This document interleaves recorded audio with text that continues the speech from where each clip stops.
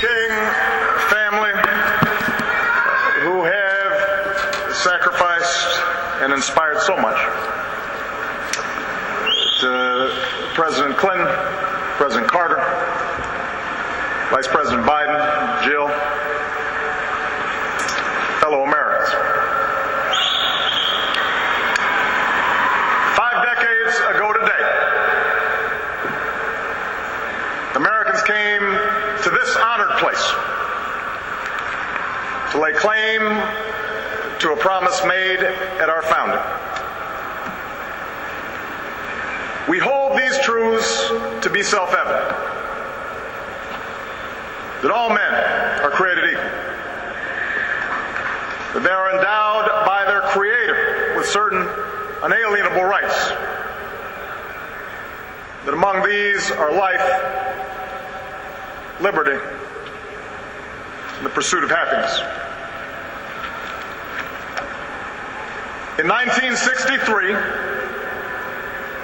almost 200 years after those words were set to paper, a full century after a great war was fought and emancipation proclaimed, that promise, those truths, remained unmet. And so they came by the thousands from every corner of our country. Men and women, young and old, blacks who longed for freedom and whites who could no longer accept freedom for themselves while witnessing the subjugation of others. Across the land, congregations sent them off with food and with prayer. In the middle of the night, entire blocks of Harlem came out to wish them well. With a few dollars they scrimped from their labor, some bought tickets and boarded buses, even if they couldn't always sit where they wanted to sit. Those with less money hitchhiked or walked. They were seamstresses and steel workers, students and teachers, maids and Pullman porters. They shared simple meals and bunked together on floors. And then, on a hot summer day, they assembled here, in our nation's capital, under the shadow of the great emancipator, to offer testimony of injustice, to petition their government for redress, and to awaken America's long slumbering conscience.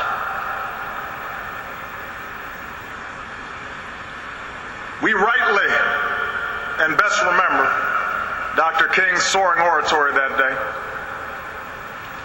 How he gave mighty voice to the quiet hopes of millions. How he offered a salvation path for oppressed and oppressors alike. His words belong to the ages, possessing a power and prophecy unmatched in our time.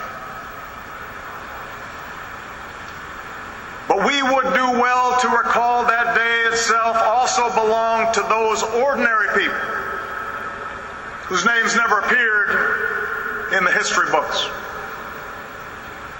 never got on TV. Many had gone to segregated schools and sat at segregated lunch counters. They lived in towns where they couldn't vote, in cities where their votes didn't matter. They were couples in love who couldn't marry. Soldiers who fought for freedom abroad that they found denied to them at home. They had seen loved ones beaten and children fire hosed. And they had every reason to lash out in anger or resign themselves to a bitter fate. And yet, they chose a different path. In the face of hatred, they prayed for their tormentors. In the face of violence, they stood up and sat in with the moral force of nonviolence. Willingly, they went to jail to protest unjust laws, their cells swelling with the sound of freedom songs. A lifetime of indignities had taught them that no man can take away the dignity and grace that God grants us. They had learned through hard experience what Frederick Douglass once taught, that freedom is not given, it must be won through struggle and discipline, persistence and faith.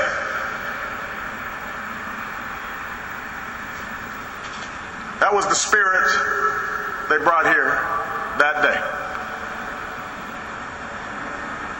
That was the spirit young people like John Lewis brought to that day. That was the spirit that they carried with them like a torch back to their cities and their neighborhoods. That steady flame of conscience and courage that would sustain them through the campaigns to come. Through boycotts and voter registration drives and smaller marches far from the spotlight. Through the loss of 4 little girls in Birmingham and the carnage of the Edmund Pettus Bridge and the agony of Dallas and California and Memphis. Through setbacks and heartbreaks and gnawing doubt, that flame of justice flickered. It never died. And because they kept marching, America changed. Because they marched, the Civil Rights Law was passed. Because they marched, a Voting Rights Law was signed. Because they marched, doors of opportunity and education swung open so their daughters and sons could finally imagine a life for themselves beyond washing somebody else's laundry or shining somebody else's shoes. Because they marched, city councils changed and state legislatures changed and Congress changed and yes, eventually the White House changed.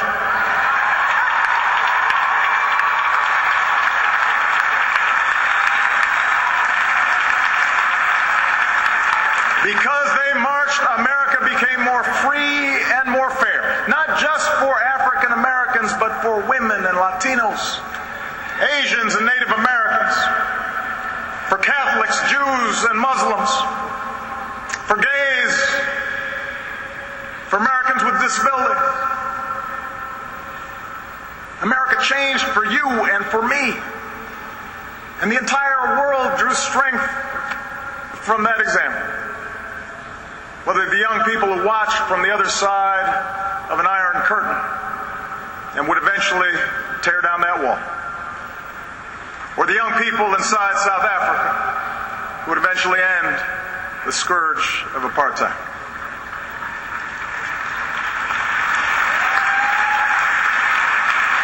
Those are the victories they won, with iron wills and hope in their hearts.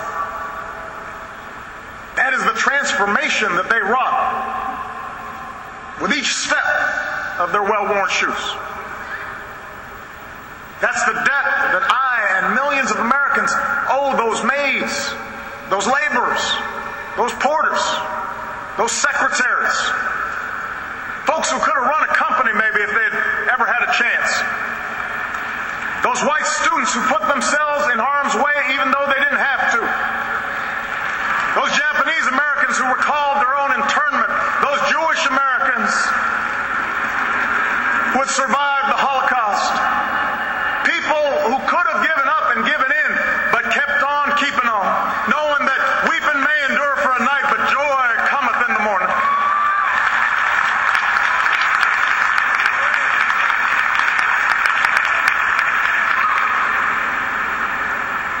On the battlefield of justice, men and women without rank or wealth or title or fame would liberate us all in ways that our children now take for granted, as people of all colors and creeds live together and learn together and walk together and fight alongside one another and love one another and judge one another by the content of our character in this greatest nation on earth.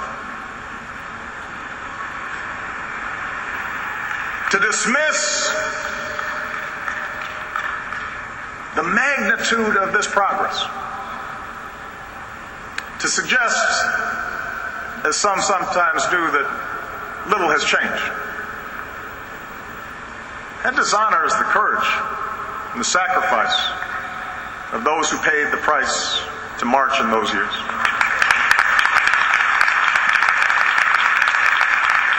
Medgar Evers, James Chaney, Andrew Goodman, Michael Schwerner, Martin Luther King Jr., they did not die in vain.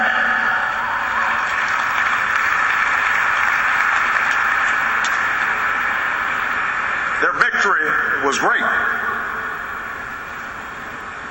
But we would dishonor those heroes as well, to suggest that the work of this nation is somehow complete. The arc of the moral universe may bend towards justice, but it doesn't bend on its own. To secure the gains this country has made requires constant vigilance, not complacency. Whether by challenging those who erect new barriers to the vote, or ensuring that the scales of justice work equally for all and the criminal justice system is not simply a pipeline from underfunded schools to overcrowded jails, it requires vigilance.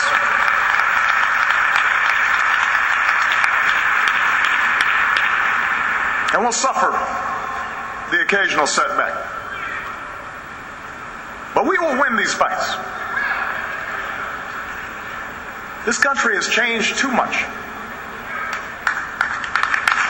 People of goodwill, regardless of party, are too plentiful for those with ill will to change history's currents.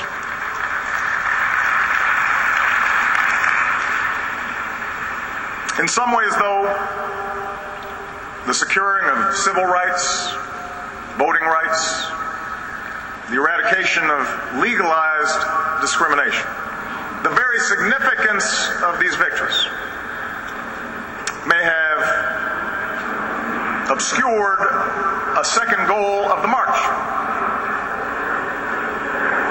For the men and women who gathered 50 years ago were not there in search of some abstract ideal. They were there seeking jobs as well as justice. Not just the absence of oppression, but the presence of economic opportunity. For what does it profit a man, Dr. King would ask, to sit at an integrated lunch counter if he can't afford the meal? This idea that one's liberty is linked to one's livelihood, that the pursuit of happiness requires the dignity of work, the skills to find work, decent pay, some measure of material security, this idea was not new. Lincoln himself understood the Declaration of Independence in such terms, as a promise that in due time the weights should be lifted from the shoulders of all men, and that all should have an equal chance. And Dr. King explained that the goals of African Americans were identical to working people of all races. Decent wages, fair working conditions, livable housing, old age security, health and welfare measures, conditions in which families can grow, have education for their children, and respect in the community. What King was describing has been the dream of every American. It's what's lured for centuries new arrivals to our shores. And it's along this second dimension of economic opportunity, the chance through honest toil to advance one station in life, where the goals of 50 years ago have fallen most short. Yes, there have been examples of success within Black America that would have been unimaginable a half-century ago. As has already been noted, Black unemployment has remained almost twice as high as white employment. Latino unemployment close behind. The gap in wealth between races has not lessened, it's grown. And as President Clinton indicated, the position of all working Americans, regardless of color, has eroded, making the dream Dr. King described even more elusive. For over a decade, working Americans of all races have seen their wages and income stagnate, even as corporate profits soar, even as the pay of a fortunate few explodes. Inequality has steadily risen over the decades. Upward mobility has become harder. In too many communities across this country, in cities and suburbs and rural hamlets, the shadow of poverty casts a pall over our youth, their lives a fortress of substandard schools and diminished prospects, inadequate health care, and perennial violence. And so, as we mark this anniversary, we must remind ourselves that the measure of progress for those who marched 50 years ago was not merely how many blacks could join the ranks of millionaires. It was whether this country would admit all people who are willing to work hard, regardless of race, into the ranks of a middle-class life.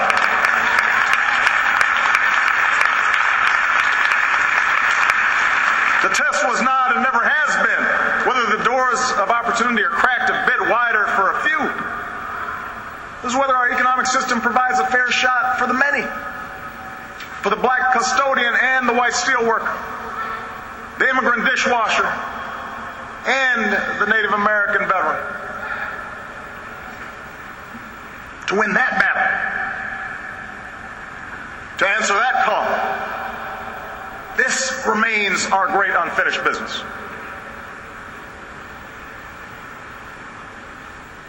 We shouldn't fool ourselves.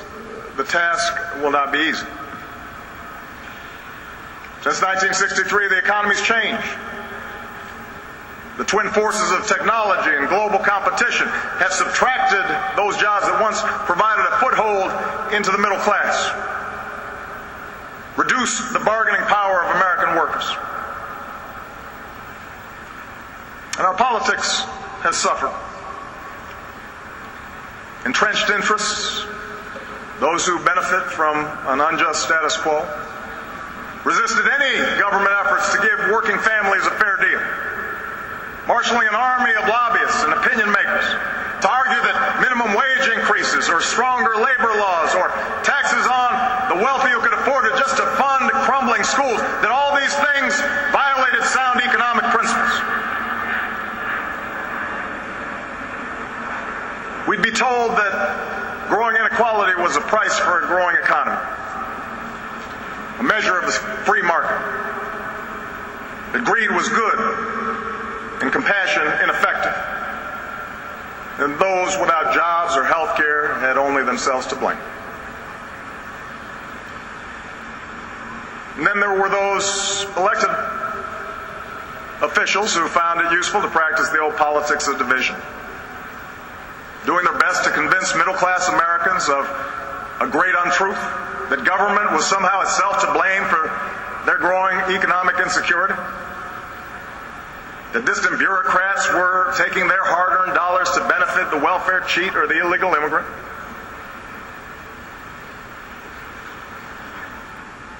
And then, if we're honest with ourselves, we'll admit that during the course of 50 years, there were times when some of us, claiming to push for change lost our way.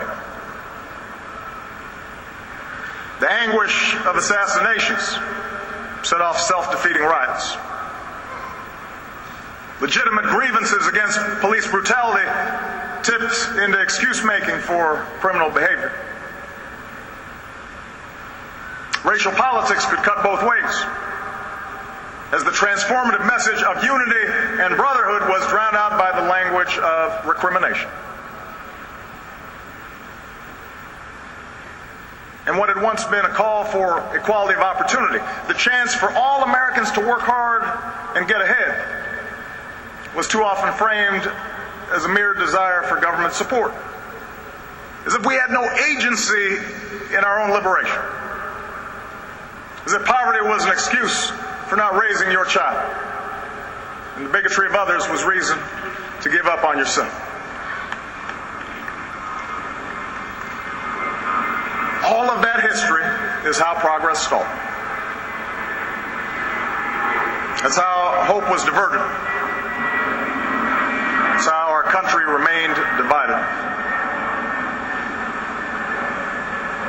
But the good news is, just as was true in 1963, we now have a choice. We can continue down our current path in which the gears of this great democracy grind to a halt and our children accept a life of lower expectations, where politics is a zero-sum game, where few do very well while struggling families of every race fight over a shrinking economic pie. That's one path. Or we can have the courage to change. The March on Washington teaches us that we are not trapped by the mistakes of history, that we are masters of our fate. But it also teaches us that the promise of this nation will only be kept when we work together. We'll have to reignite the embers of empathy and fellow feeling, the coalition of conscience that found expression in this place 50 years ago. And I believe that spirit is there, that truth force inside each of us. I see it when a white mother recognizes her own daughter in the face of a poor black child. I see it when the black youth thinks of his own grandfather in the dignified steps of an elderly white man. It's there when the native born, recognizing that striving spirit of the new immigrant, when the interracial couple connects the pain of a gay couple who are discriminated against and understands it as their own. That's where courage comes from. When we turn not from each other or on each other, but towards one another, and we find that we do not walk alone. That's where courage comes from. And with that courage, we can stand together for good jobs and just wages. With that courage, we can stand together for the right to health care in the richest nation on earth for every person. With that courage, we can stand together for the right of every child from the corners of Anacostia to the hills of Appalachia to get an education that stirs the mind and captures the spirit and prepares them for the world that awaits them. With that courage, we can feed the hungry and house the homeless and transform bleak wastelands of poverty into fields of commerce and promise. America, I know the road will be long, but I know we can get there. Yes, we will stumble, but I know we'll get back up. That's how a movement happens. That's how history bends. That's how when somebody is faint of heart, somebody else brings them along and says, come on, we're marching. There's a reason why so many who marched that day and in the days to come were young. For the young are unconstrained by habits of fear, unconstrained by the conventions of what is. to dream differently, to imagine something better. And I am convinced that same imagination, the same hunger of purpose, stirs in this generation. We might not face the same dangers of 1963, but the fierce urgency of now remains. We may never duplicate the swelling crowds and dazzling procession of that day so long ago. No one can match King's brilliance, but the same flame that lit the heart of all who are willing to take a first step for justice, I know that flame remains.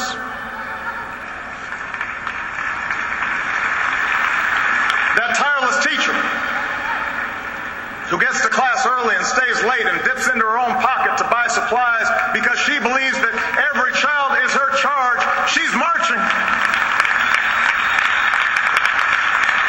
That successful businessman who doesn't have to but pays his workers a fair wage and then offers a shot to a man, maybe an ex-con, who's down on his luck, he's marching.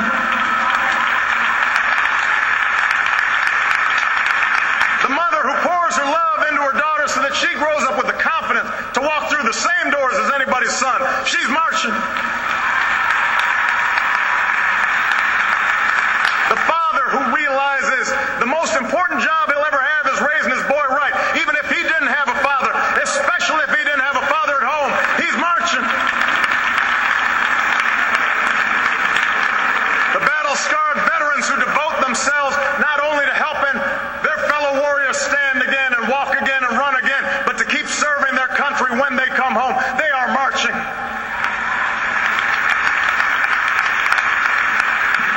Everyone who realizes what those glorious patriots knew on that day, that change does not come from Washington, but to Washington. The change has always been built on our willingness, we, the people, to take on the mantle of citizenship. You are marching. And that's the lesson of our past. That's the promise of tomorrow. That in the face of impossible odds, people who love their country can change it. And when millions of Americans of every race and every region, every faith and every station can join together in a spirit of brotherhood, then those mountains will be made low, and those rough places will be made plain, and those crooked places, they straighten out towards grace, and we will vindicate the faith of those who sacrifice so much and live up to the true meaning of our creed as one.